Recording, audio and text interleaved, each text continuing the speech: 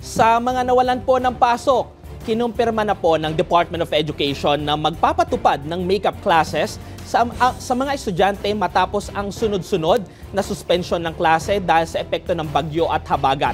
Ayon kay Education Secretary Sunny Angara, plano talagang mag-makeup classes dahil malaki anya ang mawawala sa pag-aaral ng marami.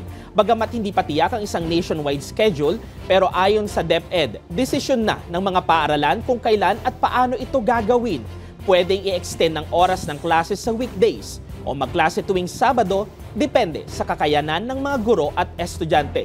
Tiniyak din ng DepEd na flexible at makatao ang mga pagbawing ito para hindi maapektuhan ang kalidad ng edukasyon. Samantala, nagbalik na ang face-to-face classes sa maraming lugar maliban sa ilang bahagi ng Ilocos, Central Luzon at Cordillera Region na apektado pa rin ng habagat.